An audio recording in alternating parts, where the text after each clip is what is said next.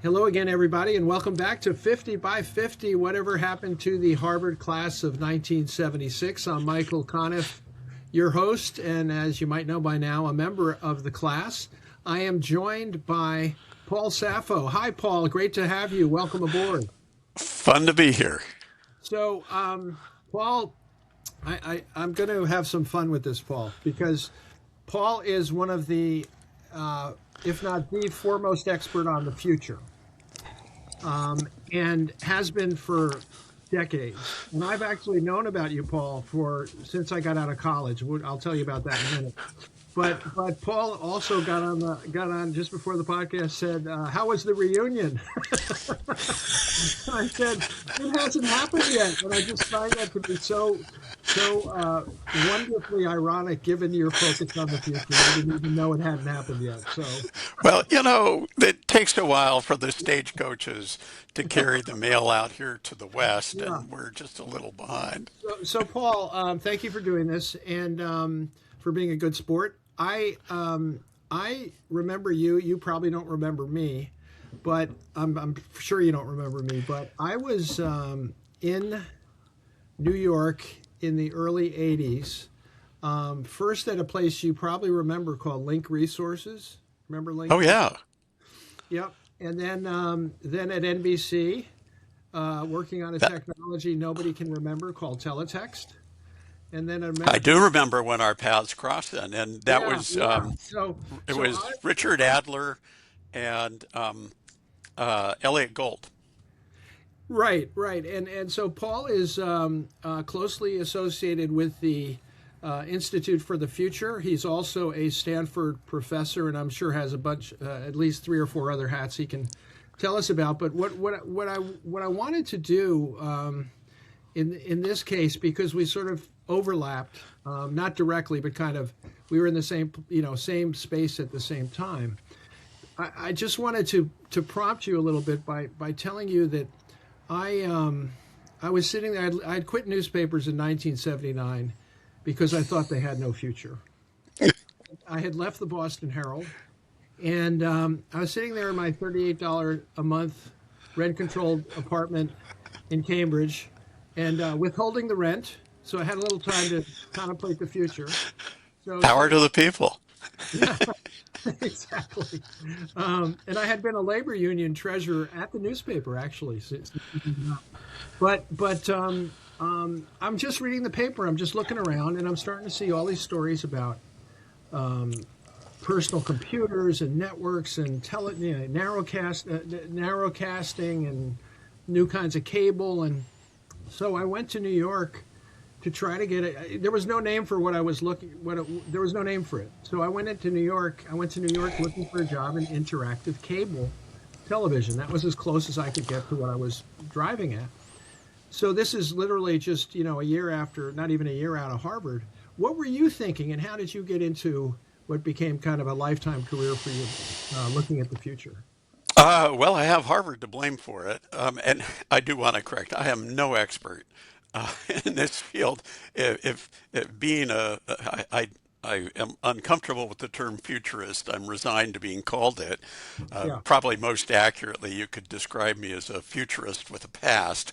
But this is a business that really cultivates humility. If I'm not wrong at least three times before breakfast, I'm not doing my job. But I tell you, I have Harvard to blame for it. I got on this path freshman year, first semester, course, Computers in Society. It was Tony Ottinger and Bill Bossert. And they got me hooked on both computers, technology, and also thinking about what the consequences are. And really, my entire career has been concerned with just one question or one observation that Tony said to me back then, and that is that first we invent our technologies, and then we turn around and we use our technologies to reinvent ourselves as individuals, as communities and cultures, and ultimately as planetary society.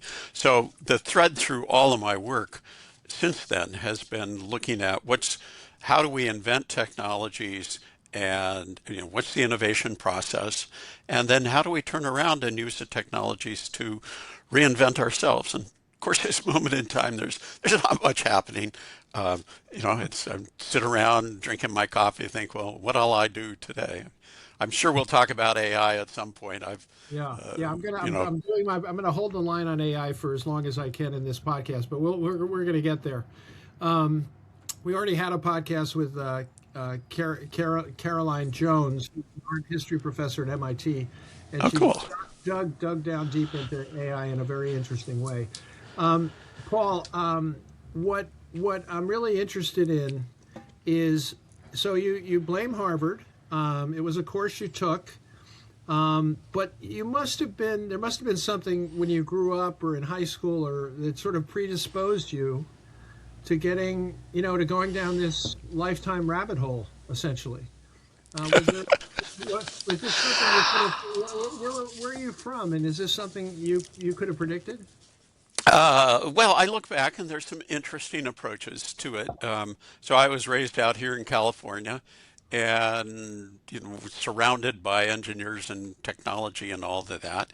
And in fact, a family friend gave me a book when I was a little kid titled The Future by a Uh-huh. guy named Ted Gordon, who is one of the prominent futurists of the 20th century. He was at the time a senior engineer at Douglas Aircraft, responsible for the second stage of the Apollo mission, and I that book sort of kind of got me interested in this space, and delightfully, Ted and I became close friends many decades later. Do you remember what idea you gleaned from that book? Well, it's not so much the book as the total milieu of the West Coast, especially at that time. Right. That the joke was the West Coast looked further west across Asia and the Pacific, and the East Coast. The stereotype was looking back towards Europe.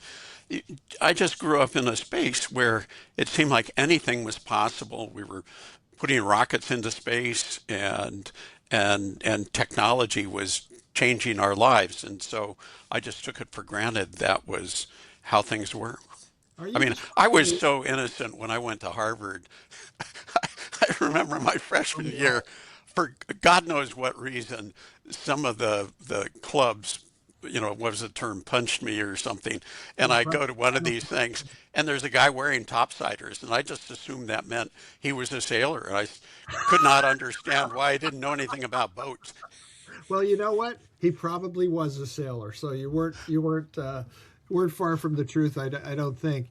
But when you were describing the book and the childhood and the milieu, are you describing early Silicon Valley? Is that what you're referring to?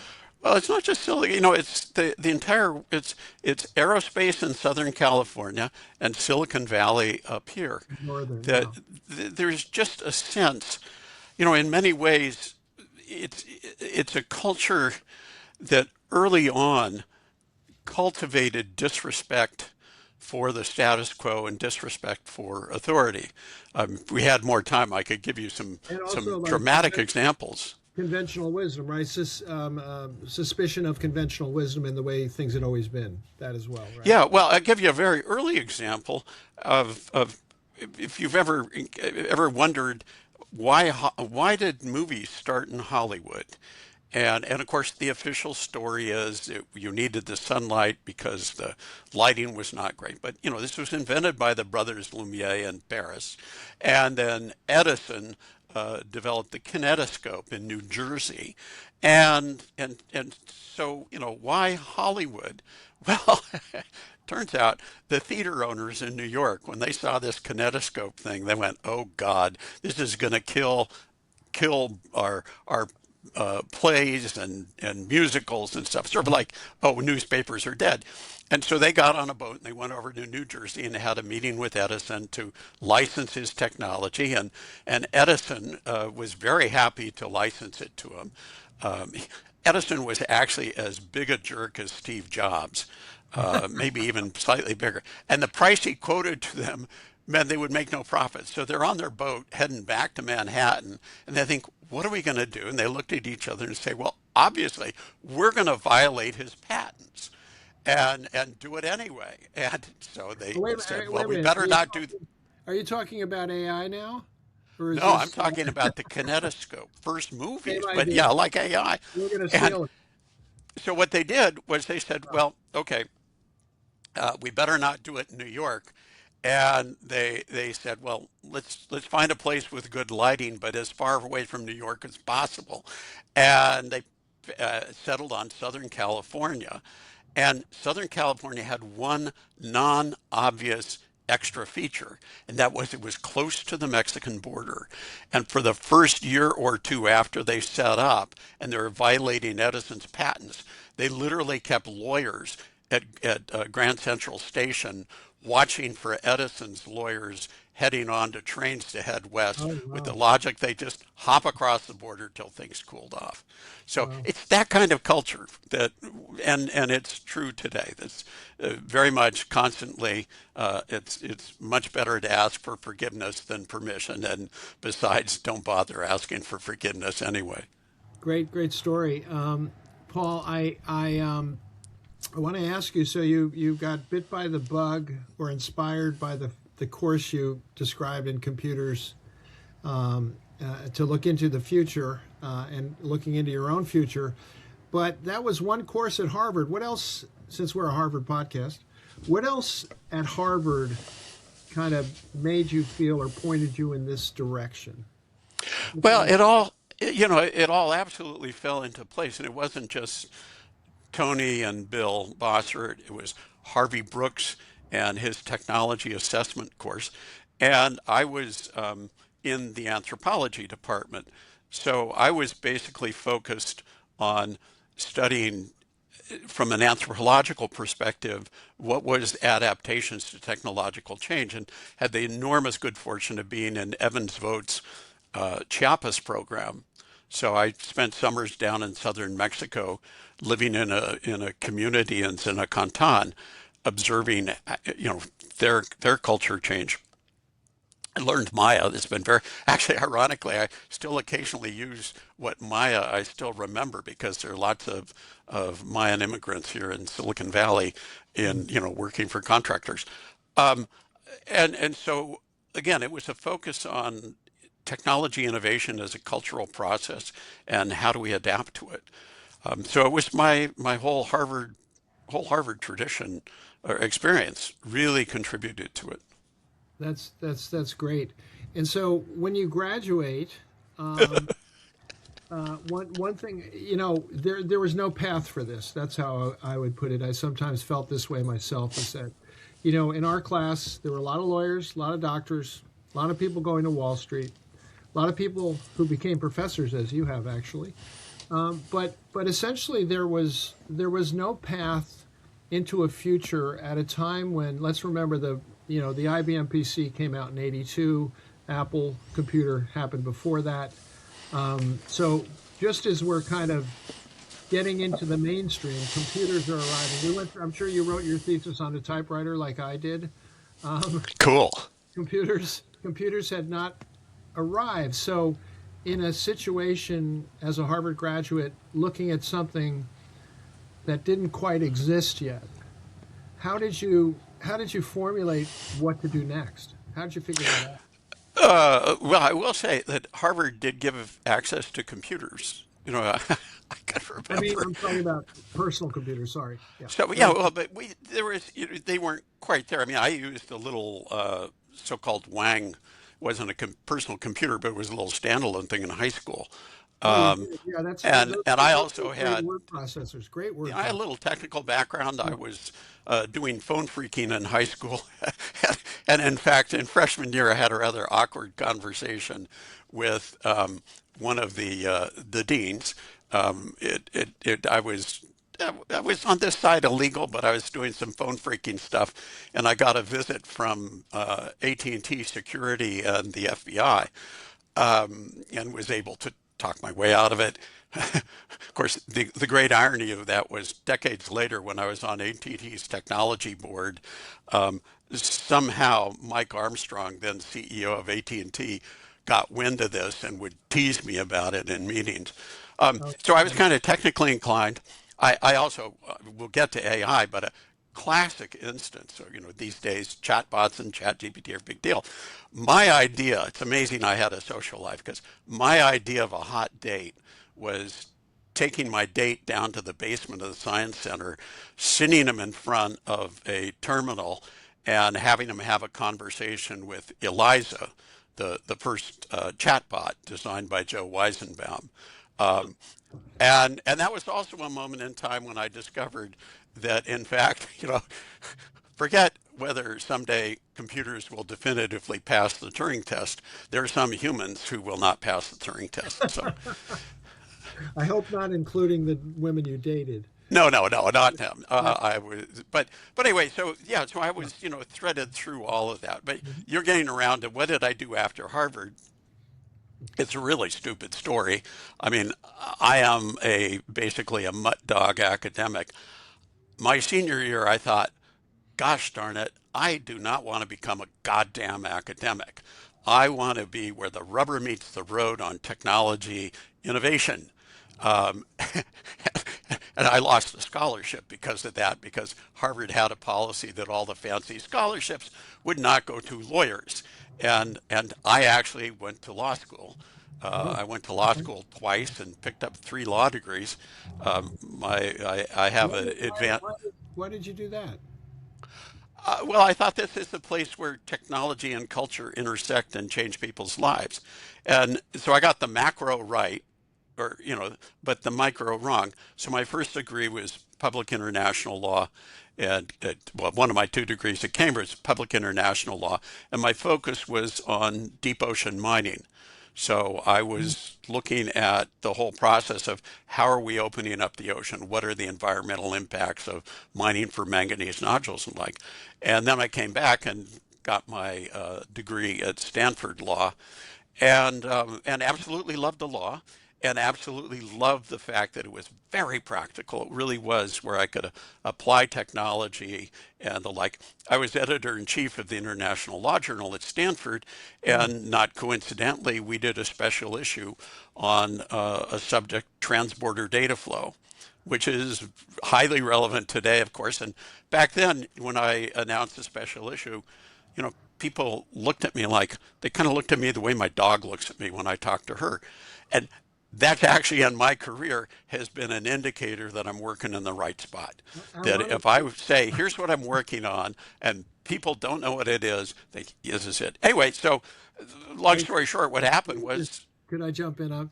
sure, I wanted to ask you how you dealt with that because I've had the same thing to this day of never being able to adequately explain what I'm doing to anyone.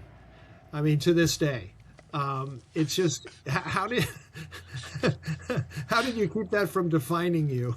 Is my question. but it does define me.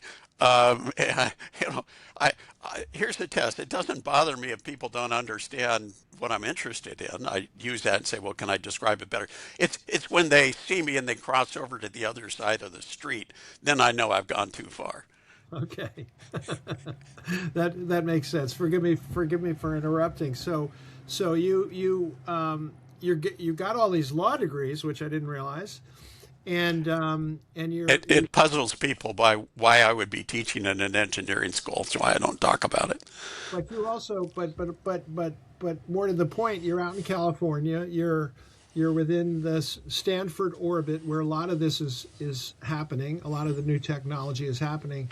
So how did you make that statement? Shifts. Well, Yeah. I graduated from Stanford Law and got a job with a large international law firm in New York, and and within about 3 days of being on the job, discovered I'd climbed to the absolute tippy top of a ladder, which unfortunately was leaning against the wrong wall. And and so I spent a miserable few years in New York, splitting my time between New York and Japan, and then came back. I thought, well, maybe it's just the wrong law firm. Came back to Silicon Valley and was doing startup legal practice, IPOs and startups here. And at some point, I just realized you know, it is the wrong profession for me. You know, and also, frankly, I was a terrible lawyer. I just hated every minute of it. And so I took a leave, and I was a I visiting think what you scholar. said just resonated with a bunch of our classmates who will go unnamed. But yeah, Oh, God, yes, no, we could. I mean, I made something of a career of talking people out of going into the law. I have a neighbor, the son of a Google executive, and he's about to go to UCLA and he wants to be a lawyer, and I'm trying to convince him not to. Anyway, long story short, I was doing a research year at Stanford and happened to find a think tank here in the Valley, the Institute for the Future, which was one of the pioneers in futures research. And it's like I found my home, I found my tribe, and was there until 2005. I'm actually not there anymore. Lots of change in the futures field, what and what did you why did you see them as being your tribe? well, because it really comes the futures field uh, comes out of 1950s Herman Kahn and the Rand Corporation, and it's really applied technology assessment. And that was what I was doing with, taking courses from Harvey Brooks and Tony Ottinger and the like, and the anthropology part filled it in. But it's just a little bit like the tale of the Lords of Serendip, with one surprise after another. The legal training and the legal experience was directly relevant, especially here in Silicon Valley, helping start companies, taking companies public, gave me a front row view of how we take ideas and turn them into companies that change the world. What year are we talking about? I made the switch, I guess it was 85. 85. Okay. So remember, we're still 10 years before there's a browser widely available. So this is a bit of a, I refer to it as my years in the desert, because there wasn't a lot of the technology wasn't great. But what were you working on? What was sort of the precursor? We had the personal computer. We had Apple. We had some things happening. What do you remember about that pre-web era? Well, of course, I mean, I've had an email address on my business card since 1983, and I had access to full computing resources at Stanford. I was writing really bad Lisp code in sort of 1984. Again, I'm an even worse programmer than I was a lawyer, but I'm fearless. And and so before the Apple, we just had the big 50th anniversary celebration of the Bite Shop here in Silicon Valley. And so all of a bunch of us old guys were going, oh, yeah, there's my Gromemco and the like. I've mostly lived in the Apple ecosystem. Though right now I'm taking an old Apple laptop of mine and converting it to Linux because I'm getting nervous about where Apple's going. But yeah, no, I was using Macintosh virtually. I had a pre-release Macintosh that I was playing with, and that's when I learned never buy less than version 3 of anything Apple sells.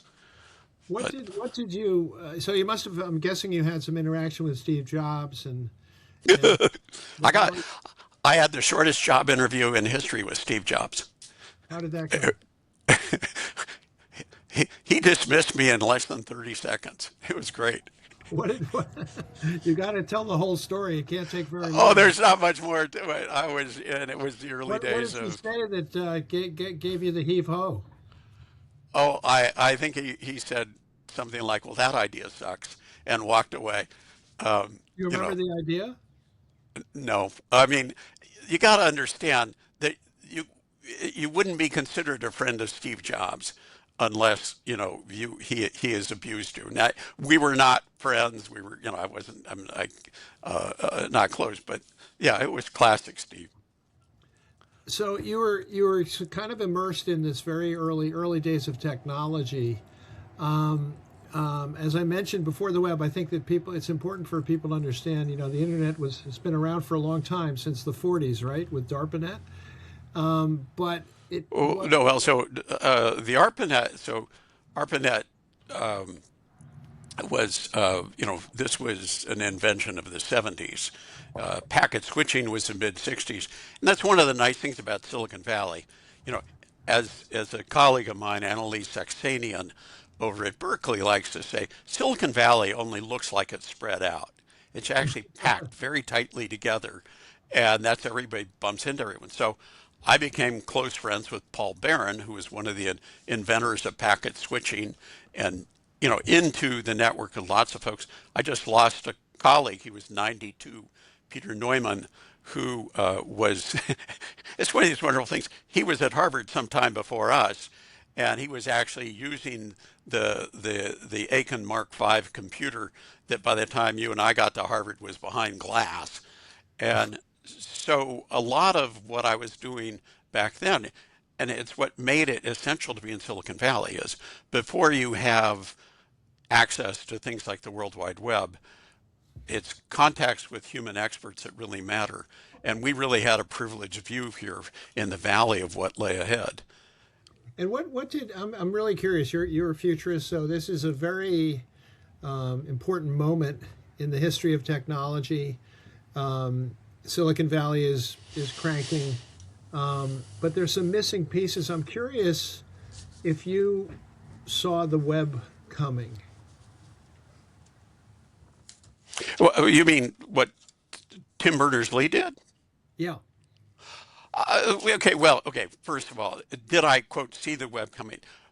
Whenever you get two futurists together, two or more futurists together, they all sit around a table and tell each other lies about how good their forecasts were. Well, that's So, exactly what I'm asking you to do.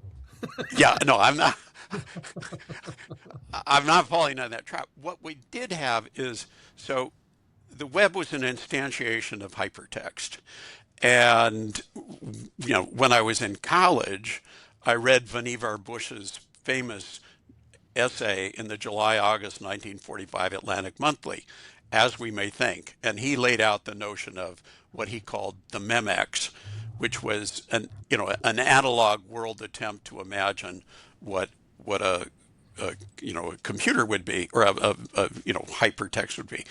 Ted Nelson then coined the term hypertext back in the 60s, and Ted is a close friend, and then in addition, Douglas Engelbart. So, have you ever heard of Doug Engelbart? I want to say yes, but I'm not. Sort of, kind of, yeah. I Well, want to he did a say very local area networks, or am I wrong with that? well. If his least important invention was this thing, the mouse. Hmm. And he had a program at Stanford Research Institute in the early 1960s, and it was focused on what he referred to as augmenting human intellect. And he built an advanced system with a team of folks that had display editing, interactive computing, remote access, hyperdocuments, and all the things we see. And they demoed it in 1967 in Brooks Hall. And that was the big bang of what would lead to the revolution we're in the middle of. Personal computer was kind of a brain damaged outgrowth of that. And Alan Kay was who was a key person at Apple. Um, he once said, "I don't know what we would do when we run out of Doug's ideas." So all of that was here, and I had picked up on it. I knew Ted Nelson. We all saw, and Apple did the first commercial hypertext system called HyperCard in the late 80s. Yeah. So I was using all that. I had, when Tim launched the web, the details of that were a surprise, but it was clear that was the direction we were going to. And that's what happens with these things, that the best innovators are the ones who sense the moment exactly right and take off. But let me give you a Tim story that will illustrate this. So I had the good fortune some years ago. I was the founding chairman of Samsung Science Board, and it was one of the best jobs I ever had because I spent 12 months traveling around the planet shopping for Nobel laureates. And And there was one Nobel who I was talking to, and they're very secure people, obviously. And he said, "Yeah," I said, there it was. It was like 1983, and I was at CERN, and Tim, of course, was a computer boffin at CERN at the time, and he had written his first instantiation of the World Wide Web on a used Next computer. So it was an obsolete Next machine. And said Nobel laureate's walking down the hall, and Tim says, "Hey, I got to show you something. Come in my office," and sits him down. He said, "Watch, see, I can access everything in the library from here." Does it basically a demo of the World Wide Web, and and and said Nobel laureate says, "Well, that's pretty interesting, but I walked out there a little puzzled of why he'd do that when I could just walk down the hall to the library." And he said, years later went, "Oh my God, I was one of the first people to see the biggest media innovation in a century, and I just thought it was kind of a science project. How dumb am I, the stupid Nobel laureate, that I couldn't see it?" isn't there, aren't there so many stories like that? I'll give you a real quick one. I worked with a guy named Don Fleck, who was in marketing at HBO. And Yeah. Don did the market research on HBO. So they called everybody up and said, if you had to pay for uncut, or would you pay for uncut movies on television, which is, of course, what HBO was originally, that and some boxing. And everyone said no, and the rest is history. That's all we pay for now.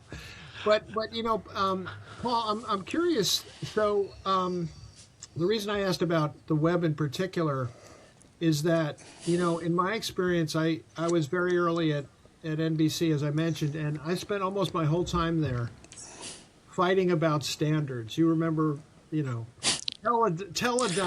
Antelope, Prestel in England, Naplips in the North America. I had two Minitel terminals. One, the official Yeah, French yeah. one, and I the went. other one was Yeah, their American version of Minitel. yeah. And I just donated them to the Computer History Museum. The French government, I'm sure, for you too, but actually paid for me to go see Minitel at one point. But Well, you know why it succeeded? well, it was free. There was that. There was no one more reason. It is it is a constant factor in the history of media. It goes all the way back to the early 1400s and pre-movable type printing. That all new media on their road to success passed through a porn phase. And it was the Minitel Bleu that caused Minitel to take off and nobody talked about it. I mean, what did we I didn't print know that. after we printed the Bible in 1452? Cheap thrillers, how-to books, and pornography. And then the early stage of movies, one of the most important special effects in movies around 1910 was the keyhole-shaped mask. So a little secret in the history of media is that pornography is to media what acne is to teenagers. It's a just unfortunate phase we have to pass through before it gets Yeah. respectable. What I wanted to ask you about, so as looking at this, the World Wide Web, is that I think most people knew that this was going nowhere until people agreed on a standard, and nobody could agree. And I'm not even sure, you would know better than I, why it was adopted so fast. Part of it was Netscape, of course, the Mosaic browser. But it was kind of a tipping point. But I'm wondering, again, I want to get back to the future, you as the futurist, when the web came, were you, I almost want to ask, what was your best call? Like, what did you see coming that wasn't obvious? Particularly around the web, but in other ways too. You're like a dog with a bone. Yes, I've been called that. Both.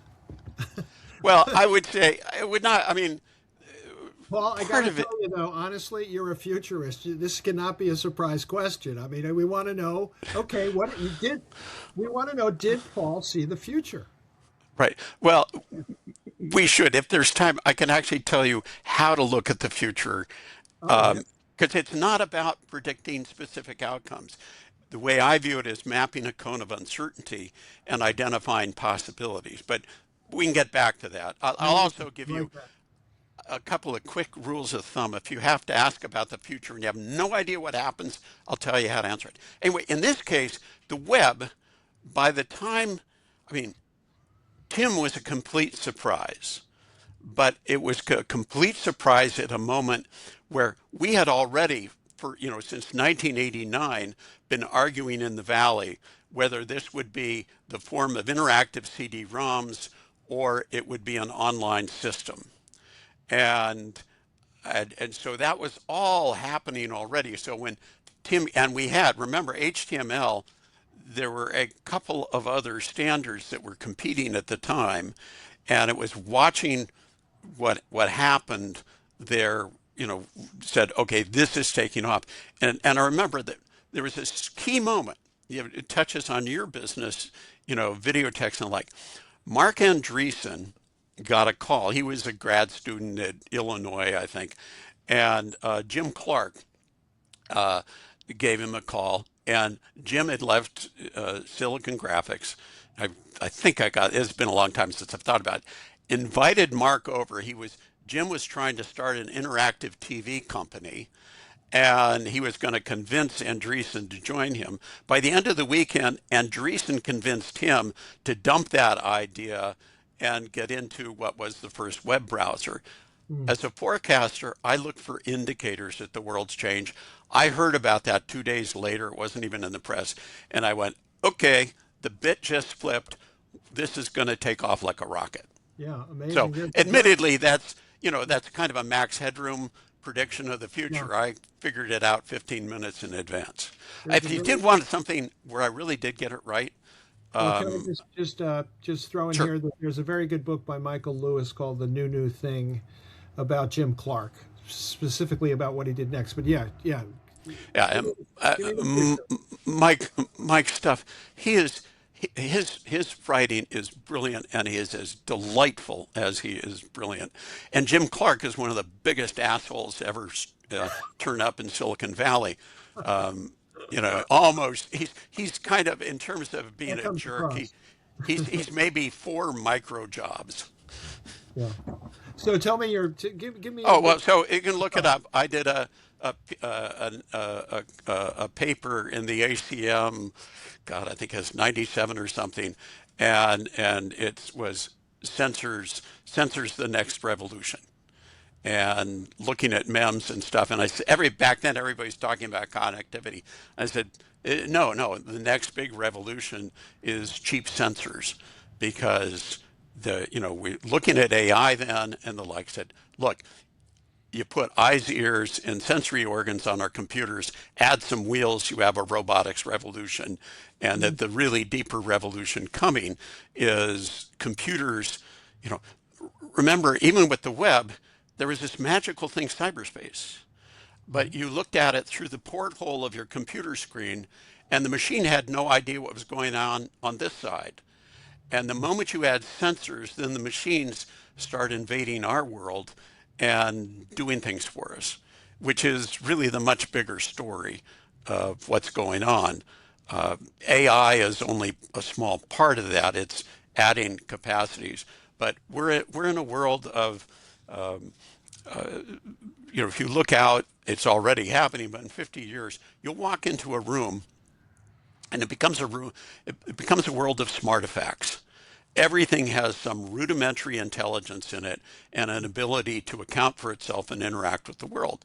And if you walk into a room and say 2035, you're going to assume everything can interact with you unless there's some evidence that it's an antique, like it was built in 1976, like us. Paul, let's hope that you and I can both walk into a room in 10 years. That would be great if we were still walking. Listen, this brings us to AI. I think we've shown a lot of restraint, not jumping into it first thing. And also another, I think quantum computing is going to be even more important than AI, but I can't get anyone to agree with me. But let's start with AI. What? First of all, you're right about quantum, and it's already happening. Nobody believes me, Paul. Only you. You're the only one who knows. It's already happening. Yes, yes. I visited a quantum company. I tried to help them get some investment, and that company was just valued. Photonics in Vancouver was Oh just yeah. valued at $2 billion. So too bad. Too bad my investors didn't get in on that. But I Well, wanted to. as we say in Silicon Valley, it's not about the investment; it's about the exit. It's about the exit. Well put. Well put. So tell a lot of people in our class I've been told we're older, but you and I are younger because we're futurists, so we never get old. So how should this is a slightly different question, but how should people in our class think about AI? And should they Um, use it? Should they ignore it? Should they act like it doesn't exist? What's your advice? well, first of all, you better think about it because AI is already thinking about you. Um, Well put. and this trade is sort of how to compress this down. I mean, I could bore you for hours on this subject. The practical thing to do right now is there's no substitute for direct experience. So, you know, sign up for your favorite program, whether it's Perplexity or ChatGPT, and play with it. Um, that's the most important foundational thing. And then you look for people who have interesting perspectives that you can look at. If you want to be really lazy, find, well, probably at this point, it's a grandchild who is deep into this and get them to give you a tour. I tend to lean into new things. It was, golly gosh, I forget what exact year it was. ChatGPT was took off, was it in December 2021. I think it was 2021? 2020. Yeah, I believe Yeah, so. late 21. So my class that quarter, so I said to students, you are required to use ChatGPT in the course. And a few weeks later, I said, you can keep using ChatGPT, but I'd rather you switch to Perplexity because it'll help you with footnotes. That's Uh, what I use actually yeah, on a yeah, regular basis. yeah, it's quite nice. So the main thing is, don't just read about it. You got to really understand it. You got to experience it yourself. Now, that doesn't mean you have to, dredge up memories of linear algebra and the like. It's just use it from a user's perspective. Get hands on. You, I would just say like I have recently, so I have access to all those bots, those different large language models. The thing I'm finding really useful is Google Notebook LM Plus for research. You Yeah, can create your own little walled garden of sources and the like. And I've just found it to be fantastic, and it can produce slides and infographics. It's amazing. sure. Well, of course, that's also proof that you're something of a geek because, yes, it is useful, but the big problem with Google is their interface design. And they approach it like engineers, which means the interface is never quite finished. Except with the exception of the search bar, which just Yeah. sits there by itself, right? The greatest user interface of all time. But what are so are you? I get the sense you're basically a very optimistic person. You seem that way. Is there any reason to believe that we're not going to kill ourselves with AI? Well, I mean, first of all, my perspective on AI is informed by the first AI company I worked for was the first AI company on the planet, Technology here in Silicon Valley. And so I've been following this stuff, all the evolutions, and the What year expert was that, system, Paul? What year was that? 83. Okay, so Yeah. Um, dec- and decades of this, yeah. right. And then I was advising several very large Fortune 20 companies on implementing AI in their business. But the problem with that then was expert systems was great, but you had putting the data in was just impractical. And AI took off. You needed the processor, you needed the algorithm, but then you needed the data. When we got the World Wide Web, that solved the data problem because the machines could just scrape the data. And then the algorithms got better. And then, of course, the key event for the modern era of AI, the shift to powerful machine learning, was in was it December 2014 when Jensen Huang gave his famous speech, and the light went on at NVIDIA, and some of us sat up and took notice and said, "Hang on to your seatbelts. Here we go." What did he say? What for the layperson? What did he say that rang the bell? Well, it was that they were developing processors that it was what people had suspected that, the pattern recognition of graphics engines could be applied to data and machine learning. And that was the last piece of the puzzle that dropped in. And then at that point, okay, now we're on the path. This stuff is really going to go mainstream. Why are people underestimating, I want to say misunderestimating, to quote George Bush, why are they underestimating quantum computers? Well, In a way, they're not. I know they're not. You could argue they're not, but to me, I don't think they really understand. Most people. well, the road to eventual takeoff, if you do a classic diffusion curve, that road to takeoff is paved by interesting failures. You fail, but you hope you fail forward. You pick yourself up. It was like, Columbus was not the first European to the New World. He was the first European to make it back, and make it back at a moment when it made commercial sense to open up the New World. There were various other things going on. And there were lots before him who came. Some did not come back, some who did, and nobody cared. The same thing is true with computing technology and other things. So quantum is at that phase where we're beginning to see the shape of the machines we can build, but we're not quite at the point where we know how to apply them. The same thing was true in the late 1980s of networking. But keep in mind that at some level, even the computer on your desk, while it's a classic von Neumann architecture, it relies on quantum phenomena because the densities on our chips are so narrow that we're relying on quantum effects like the Hall effect to make sure the electrons do what we want them to do. So we're kind of in this amphibious stage where, quantum is very good to us today. Quantum phenomena shape our lives today. And the next step is to build machines that really go deep quantum, and it's happening. Yeah, quantum physics. It exists in nature just like other basic processes, and it's Well, not a and crazy thing. the one thing I would say, there's a famous quote, I think it's by Feynman, who I would never disagree with Feynman, but he once observed, he said, if anyone who thinks they understand quantum doesn't. Um, but I think that today, with a couple of decades now, it's a little overstated. Back in the early 1960s, everybody was mystified by nuclear energy and nuclear power and Einstein's equation, E equals mc squared, and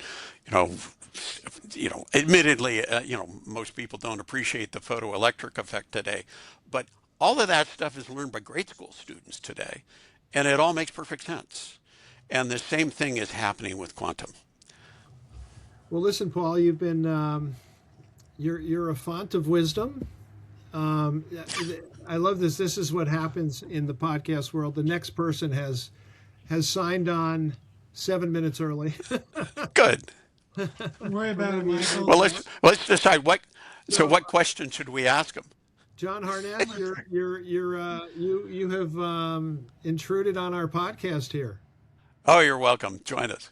Yeah, you're welcome to join us, but you should turn on your camera if you're going to do that.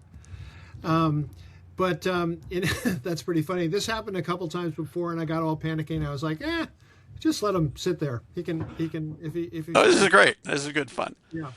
So people, I've been asking frequently in these conversations with our classmates, what does the future look like? We've talked about nothing but the future in various guises. I'm curious about, as somebody who spends time, thinking about this stuff, how do you apply it to your own life now that you're sort of, looking at a less infinite future, let's say? How do you apply this thinking? I assume you're going to keep going. You show no signs of slowing up. What?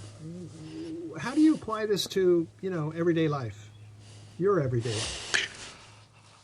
Well, I'm in the valley, and so I live and breathe this stuff, and it is, it's a little difficult in my personal life because I need to detach a little bit, Yeah. but it does influence things. I think a lot about, well, for starters, I live up here in the northern edge of Silicon Valley, about halfway between Stanford and San Francisco.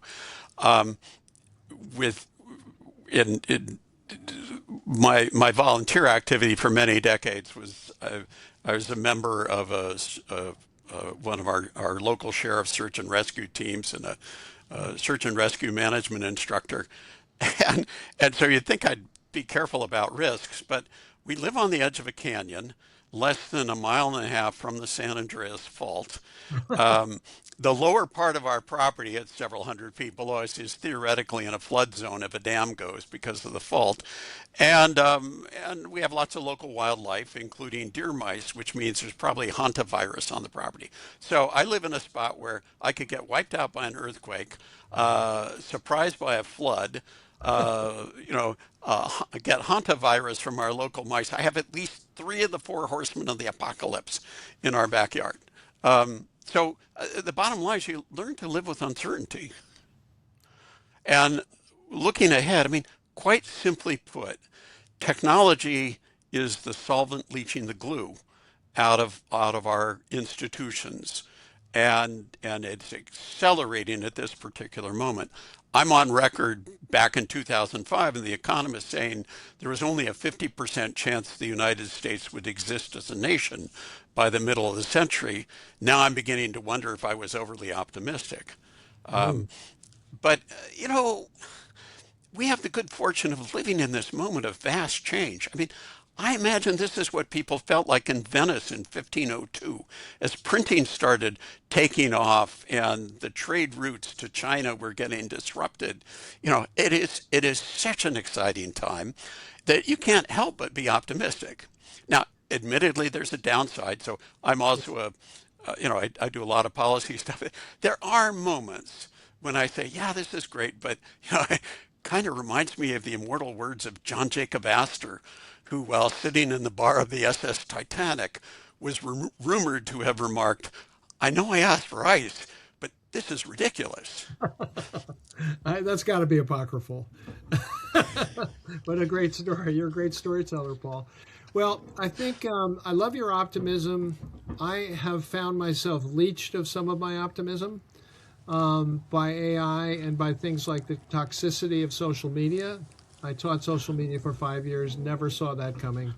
I'm sure you did. You're a better futurist than I.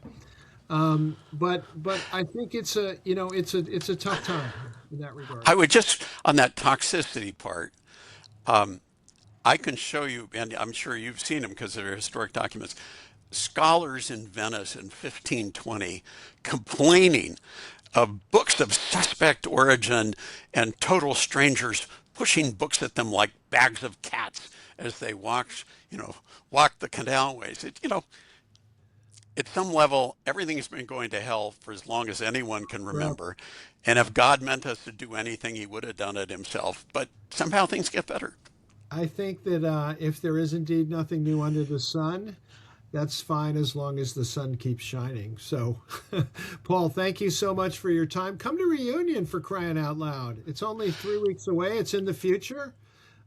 Yeah, I You know it gotta conflicts with live our in the past, Stanford Paul. You stuff. got to stop living in the past. You got to move into the future.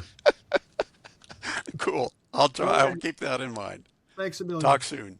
Bye Bye. bye.